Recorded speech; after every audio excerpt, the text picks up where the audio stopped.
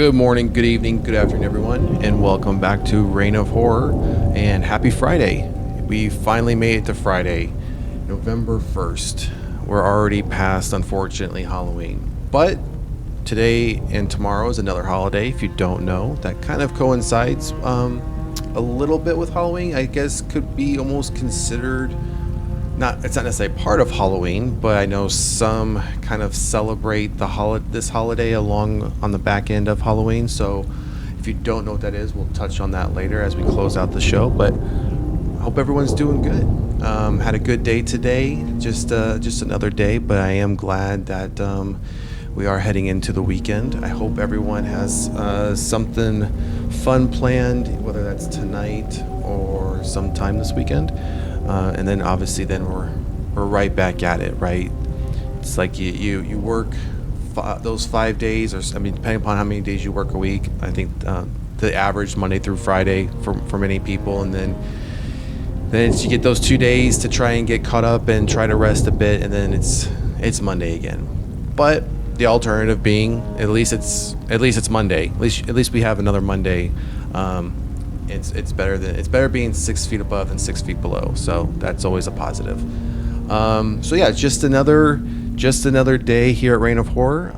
Just trying to keep a pulse on anything in the news. We did see a few things come out today, but overall, it's been kind of a quiet week. I mean, there's been some news here and there which we've been trying to keep up on. Just monitoring things throughout the day, but there were a couple of things that we will talk about. Found out about a new film coming from the Smile producers. We finally got some new images and some additional casting for the Pinocchio Unstrung, and also some information on the new film, The Substance, that's recently come out. It came out this year. It came out a couple months ago, but it had just hit streaming, or POD. I think, was it yesterday? I think it was yesterday. It finally came out. So I know many people, it was being only limited to one specific streaming platform and up until yesterday, where you can now purchase it either through Amazon Prime or through the Apple TV. But outside of that, I don't think right now you can really purchase it anywhere else. And I know the physical release isn't out yet. So yeah, we're just gonna cover off on that a bit, and we'll wrap up the show on just another one of those kind of top 10 type list. I came across one. Where we all see, I think we see it more so in our horror genre world, where you get these films and they start off by saying, or when they're advertised, they're saying, based on a true story or based on true events, right? And some of that, it's you start to think to yourself, well, how much of this is really based on true events or a true story, outside the fact that there's a killer and that killer killed many people. I mean, if that's the only true story or true part of the film, then it's not much of a true story or true events, right? But I came across a list where they provided a number of horror films, and then provided the inspiration behind those films, whether there actually is a true story that inspired it or the true story that it was based on. So some of them some of them I personally didn't know, some of them I did know, but we'll run through those. I thought it was a quite interesting list. Just again, I'm always interested in those tidbits of information when it comes to any movie, but specifically horror movies, because obviously that's what we talk about here. It's what we cover here at Reign of Horror. So, and then we'll wrap it up and touch on the holiday that some of you may be observing today and tomorrow. Some of you may not, or some of you may not even know what holiday I'm talking about. So we'll get to that when we wrap up the show. So, again, I hope everyone has had a good week and a good day thus far. Right now, it's just the early part of the evening here on the West Coast. So, if you happen to be getting ready to go out tonight with any friends or family, be safe out there, especially on a Friday night. So All right, we're going to get right into our first topic of the night. And again, that is going to be, scroll up a little bit.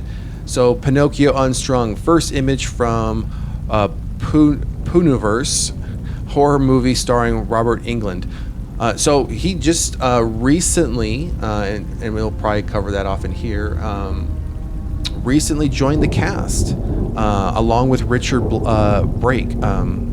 Joined the cast. That got announced today. So the filmmakers behind Winnie the Pooh Blood and Honey and its sequel are expanding their Poohniverse with multiple upcoming films, including Bambi, The Reckoning, and Peter Pan's Neverland Nightmare. But today we're here to talk about Pinocchio Unstrung. Variety has shared a first look image from the next movie in the twisted public domain horror universe this morning, while also revealing Robert Englund has joined the cast. The horror legend is reportedly playing the role of iconic character Cricket.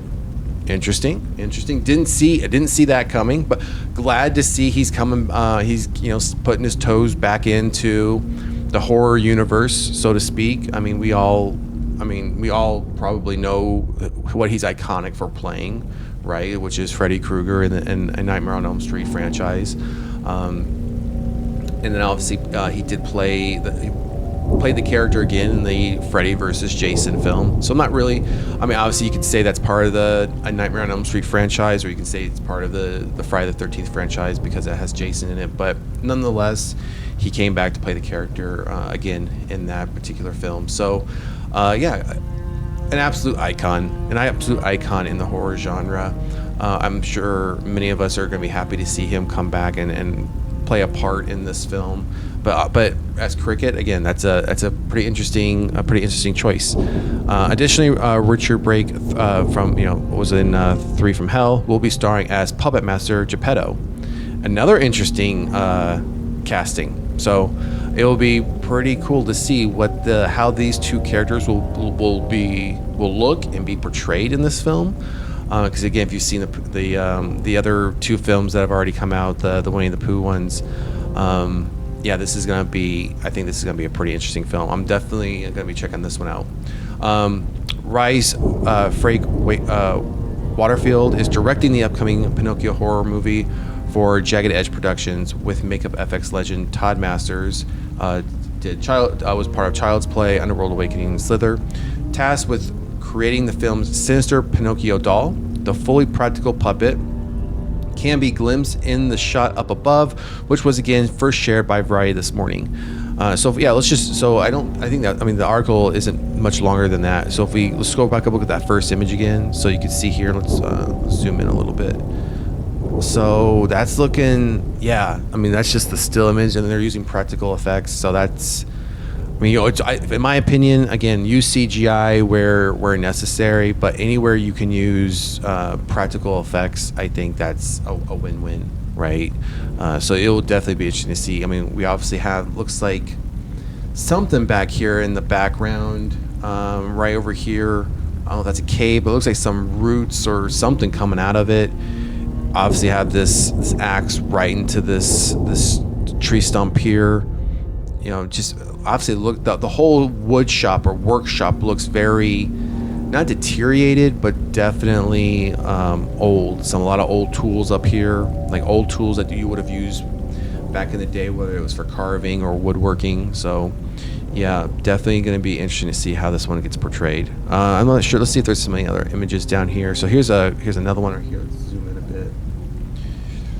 Yeah, so this looks like that hole that was in that wall in that first picture. So there's definitely, then we got some chains and a rope back here in the background. So it looks like I'm not sure if something's happening, like this is a portal or some sort of witchcraft or magic is happening back here, because you have these tree roots growing out of it, and Pinocchio is obviously made of wood.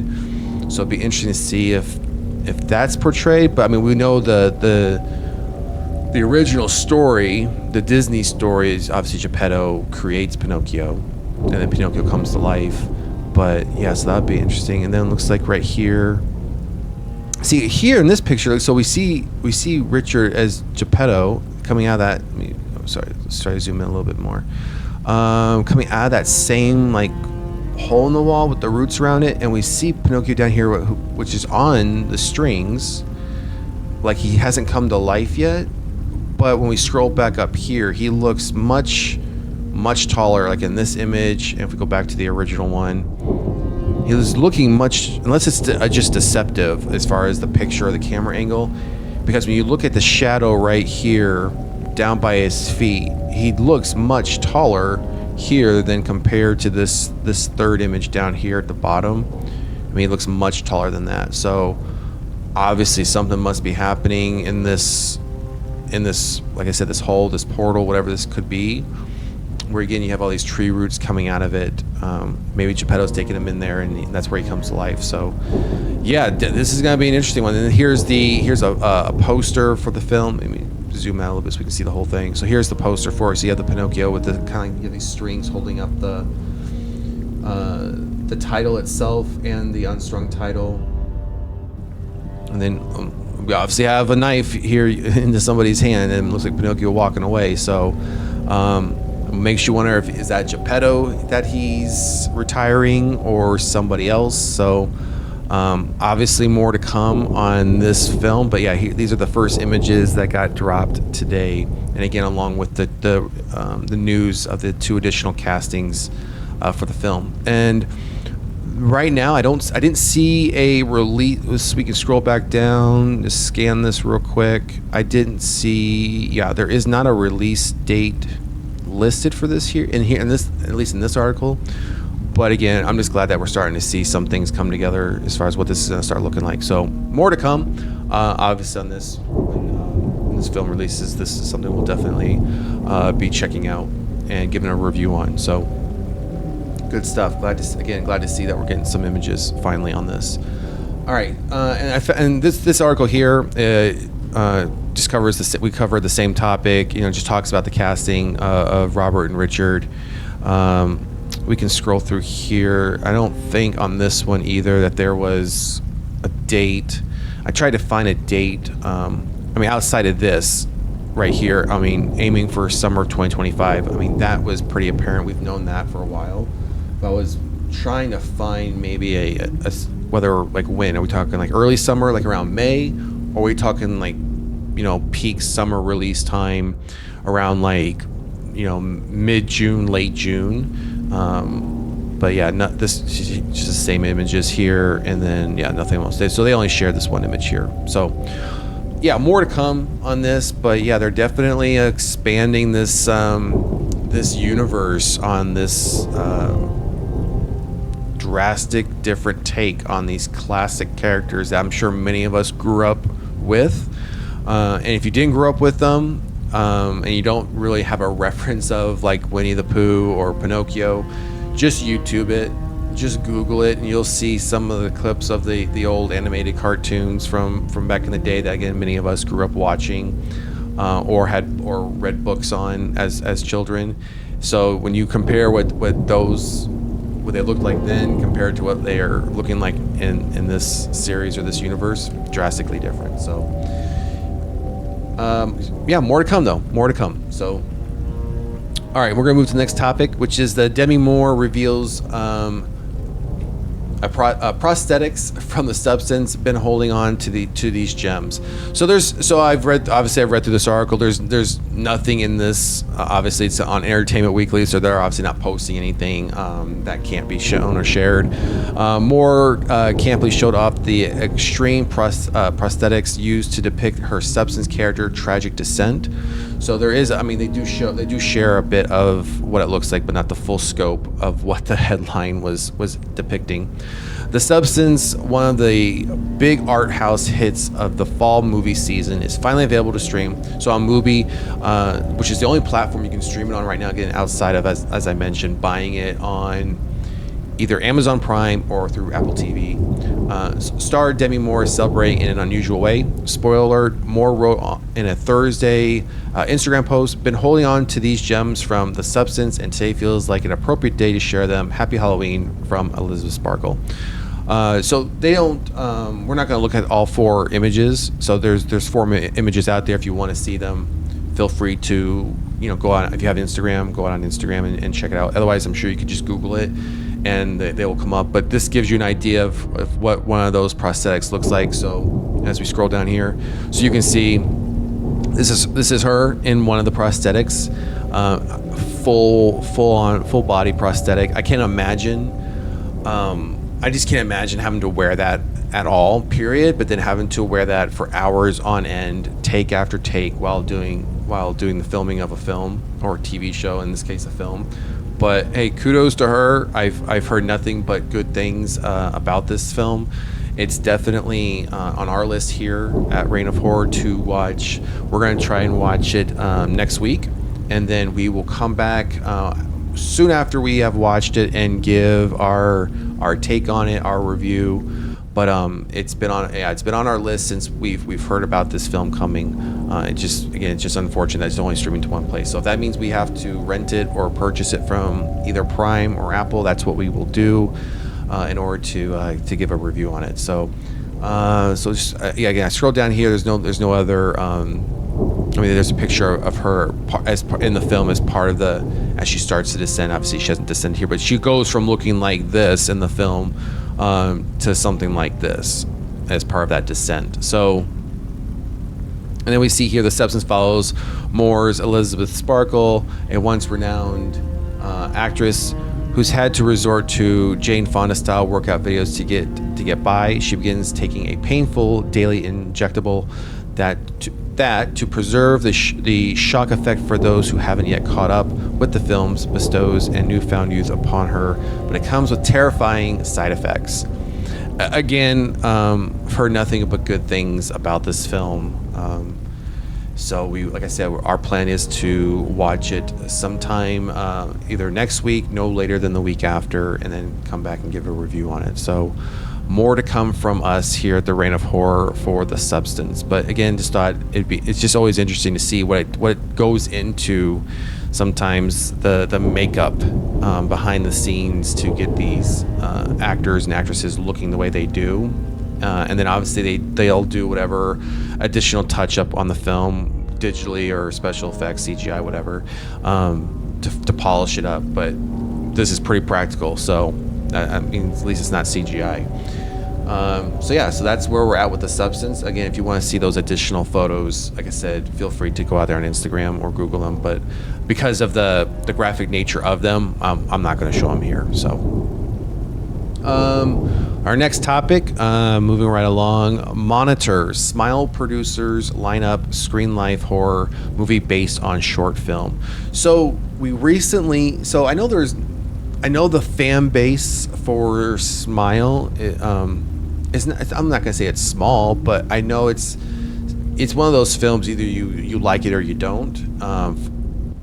Personally, I enjoyed the first one. I have yet to see the second one, but from those I have heard that have seen it, have enjoyed it, especially having enjoyed the first one. But again, it's one of those. I know some felt like the first one just wasn't for them. They just couldn't get into it, and it was like a one and done viewing. Again, to each his own. As I've always said, we're all gonna like certain things, and we're not gonna like other things, and that's okay as long as we can all have a mutual respect for you like what you like, I like what I like. So, but yeah, so if we go down here into some of these details, let me make this a little bit bigger for everybody. So Temple Hill Entertainment, the producers behind box office horror hits Smile and Smile 2, are aiming for repeat success with Monitor, a Screenlife horror movie based on a short film of the same name per Deadline. Monitor marks the feature debut of writer-directors Ryan Pauly and Matt Black, who adapt their short film of the same name. In the film, so this is where we get a little bit more information about what it will be about. In the film, when a group of social media moderators refuse to publish a horrifying video, a demonic creature starts following them across every screen in their lives. Feeding off fear, the creature hunts them down one by one and attacks them until it gets what it wants to be let out beyond the screen. So let's pause there. This makes me wonder, could this be potentially not a found footage, but kind of a found footage film? And if not, I mean, we're going from screen to screen, so we're going from like computer monitors to smartphones to like iPads, things of like like tablets, things of that nature, probably televisions. I mean, it's got to be it's gonna have to definitely be one of those creepy, jump scare, tense type horror films. Otherwise, just based on this, I'm not fully won over on the premise, on the story thus far. Now, again, I could see a trailer or we could see a teaser trailer or a trailer and can be completely blown away by it, right? So of course I will not pass judgment based on this, but this does give me pause if this is the story, right? Hopefully, once we start seeing more information, whether that's still images, again trailers, it gives us a little bit more context on how this story would play out.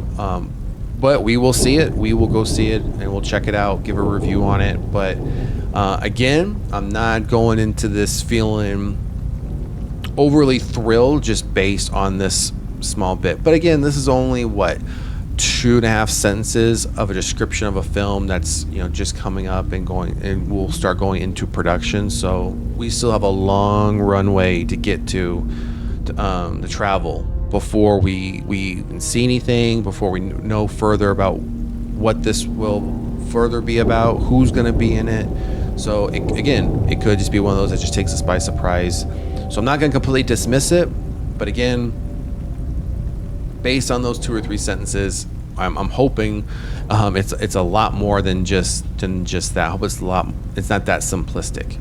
While some movies being simplistic can be great, having a demonic entity or creature following you from monitor to monitor when you could just toss your devices to the side, not get in front of a monitor, and then how does the demonic creature follow you? Unless I mean obviously it's talking about social media moderators. So if anyone's ever been a moderator for something or for someone, depending upon what it is, and you're typically on a device or in front of a screen for a good portion of your time. So unless that's obviously the gotcha where they're always in front of something or have something in front of them, that's how it works out. But otherwise, yeah, just don't be in front of a monitor or a device to where it can get you. It's that simple. So hopefully it's not that simple, because if that's the case, that's going to be a pretty short movie. So jumping into one of our last topics, again, I'm keeping tonight's episode short. It's Friday night, just a really relaxed show tonight. Not going to keep it too long. So this is the other topic, again, kind of one of those fun articles that I always seem to come across, where it's like a list of things or a list of horror movies, and this one just happened to be the 14 best horror movies based on true stories, and they've ranked them. So we'll run through these fairly quick, or we're not going to stop and read every single one of them like I normally do and will always do. I will put the link for all these articles in the description of the video. So if you want to read through the details, you can feel free to do so. And then, always please make sure to like, share, and subscribe. Definitely helps out the channel. So let's just scroll down through these fairly quickly. This here, I've read through it. It's just, again, it's just one of those, brief summaries of what, pretty much what the headline was talking about. So starting at number 14, The Sacrament from 2013. So this here touches on, if you didn't know about this, which depending upon how old you are, you may or may not have heard the name Jim Jones and the People's Temple from the 70s. If you are my age or older, you more than likely have heard of Jim Jones. You know about Jim Jones and the People's Temple, about the mass retirement of all those individuals based upon this cult following that happened in New Guinea or Guam. I can't remember which one it was, but I know it started out here in the U.S., but Jim Jones was getting into some trouble here and immediately took his People's Temple out of the country. Then while being visited by a U.S. government official, I think it was a senator, whose daughter was a part of this cult, some individuals attempted to get a message to him to let him know that, hey, we want to leave here. This isn't a good place. And as he was trying to leave, him and his personnel, they were actually attacked and retired as well. Which obviously then, as you can imagine, when that happens to a U.S. government senator, something's going to take place, right? Something's going to happen. So unfortunately, they all ended up retiring themselves in a mass way through the consumption of an item. I'll just put it like that. Again, if you want to know more about it, go out, Google either Jim Jones or People's Temple, and again, there will be no shortage of information of what happened in 78 around this. So that's the true story part. Then they have, again, the movie up above, kind of, again, as you see here, kind of goes over what the movie's about. And as you can see here, the Jonestown Massacre kind of just follows through that aspect. So the next, number 13, American Crime. Again, we have a similar breakdown of the true story here, and then the movie, how the movie depicted it, what they took from the story. I agree. I mean, so far as far as placement, I agree thus far, just as far as this list goes, that The Sacrament belongs at 14 and American Crime belongs here at number 13, again, thus far.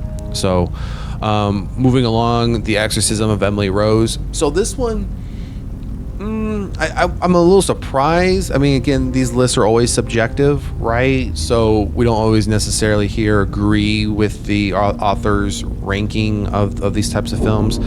So myself, whether this sounds right, wrong, or indifferent, I think the possession genre of horror doesn't necessarily get enough attention. I mean, we've obviously we have like the Exorcist franchise, and we've had several others, including the Exorcism of Emily Rose. For 2005, if you haven't seen this film, I recommend this film. I think this was a really good film. Doesn't get the attention I think it deserves. Didn't get the attention it did back in 2005, and doesn't necessarily get the attention now. But I would recommend, though, going out if you don't know the story that this film was based on. And I mean, as you can see here, it does give some of the breakdown of what happened or what this was based on, and it's a very interesting story. It's a very unfortunate story that what they based this movie on. I mean, as you can see here, it was based on a young woman. She did die at the age of 23, weighing 68 pounds. I mean, again, if you go out there and just research or Google this information, it's a very tragic story.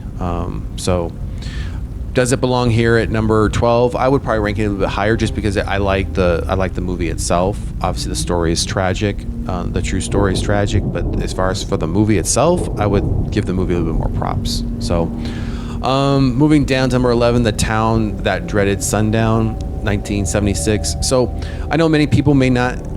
I mean, this might be an older film many people haven't seen. But again, it's similar breakdown.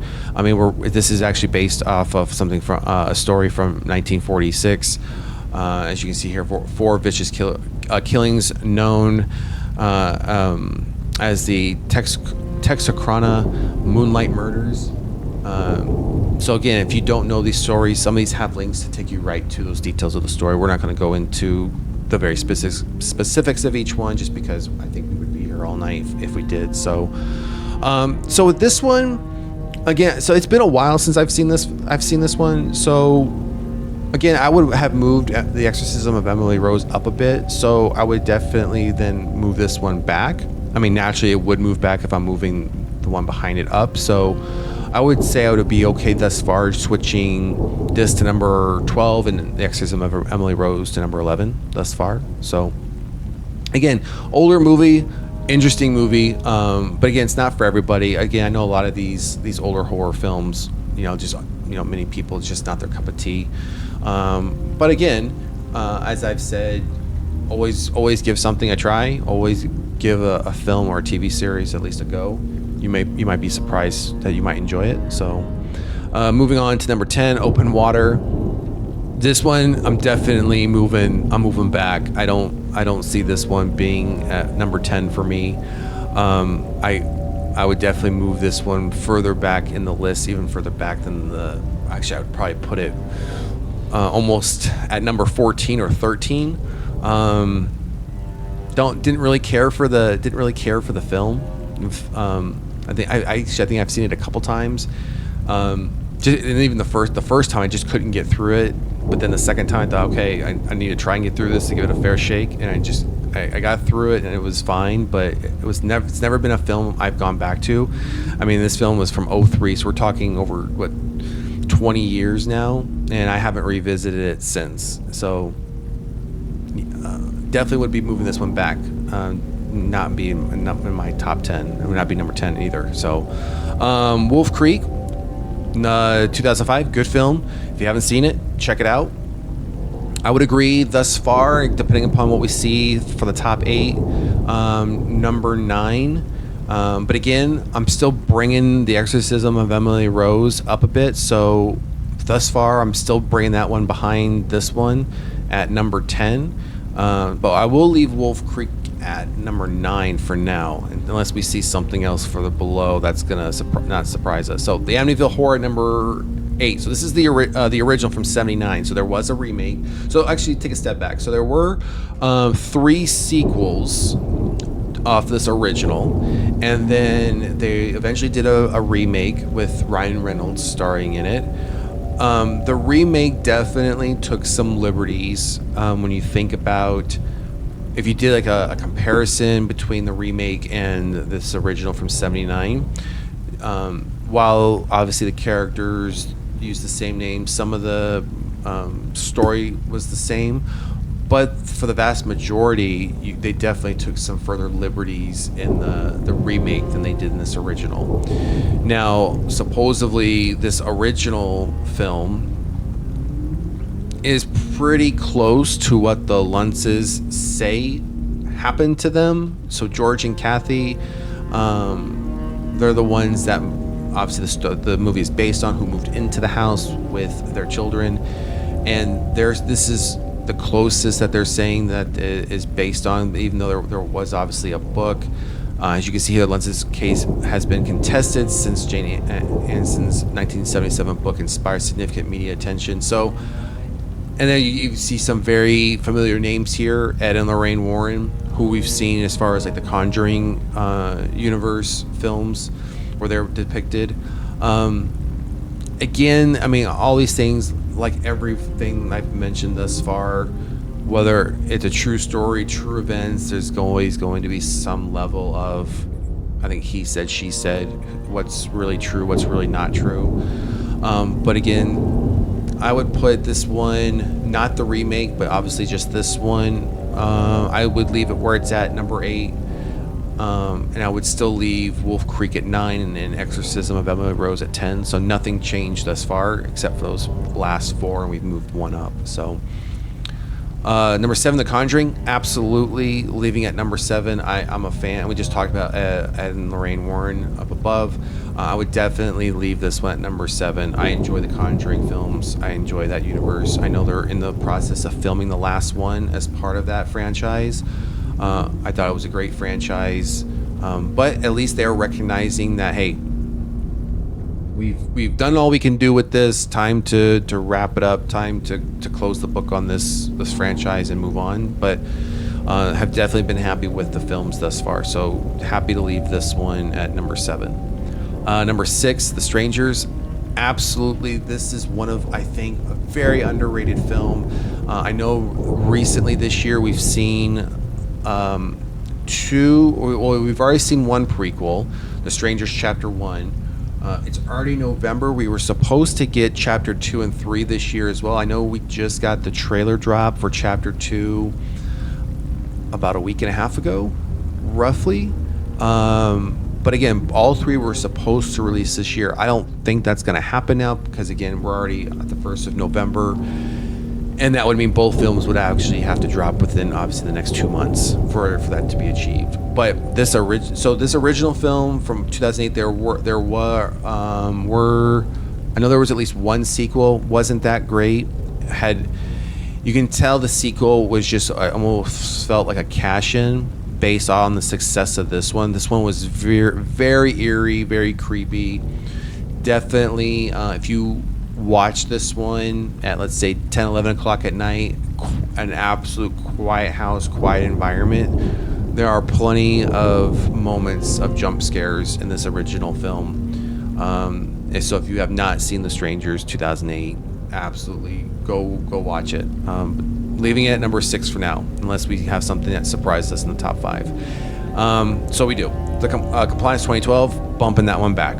I will put The Strangers ahead of this one. I will put Exorcism of Emily Rose ahead of this one, as well as The Conjuring. So this one definitely moves back at least 3 spots for me. Do not agree with this one being at number 5. So yeah, Dead Ringers 1988, move it back. Don't agree with this one either being at number 4. That's also going to move back at least 3 spots. Again, if you haven't, this is one of those older films from the 80s. If you haven't seen this one, again, it's worth checking out. But am I putting it in my top 5 as far as, true story film adaptations? No, not one bit. Move it back. Obviously, it's a very young Jeremy Irons, and as you saw from the picture there, very young Jeremy Irons. Top 3 now. Texas Chainsaw Massacre. I'm putting that at number 5, and I'm bringing The Conjuring, and I'm bringing oh my gosh, what was it? What did we just say? What was it? The Strangers. Bringing those 2 up into my top 5. Moving definitely Dead Ringers out. Moving moving Compliance out. And then moving Texas Chainsaw Massacre back 2 spots to number 5 thus far. This one we have seen. Wow, there were 3, there was the original, then we had 2 sequels. We've had the remake. We've had Netflix do one. We've had the Texas Chainsaw Begin. We've had, I think, since the original, 2, 3, 4. We had 5 additional that I can recall offhand. 5 more Texas Chainsaw Massacre films. This one is considered obviously one of the OG, one of the founding father films when you think about horror from 1974, Texas Chainsaw Massacre. And while I agree it's definitely one of those foundational films for the genre, I might catch some. I'm going to catch some slack on this one. I enjoy the film. Don't get me wrong. I enjoy it for what it is. I enjoy it for the time it was made.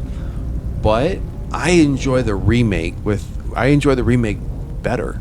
I just do. I just thought the remake, maybe it was just because it was a newer film and a newer just take on the character, and a more modern film. But I enjoy the remake more so than the original, and you don't hear me say that often. And you know me, I'm not much for a lot of remakes and reboots of classic films, but in this case, I do tend to enjoy the remake over this one. But like I said, we'll keep it in the top 5.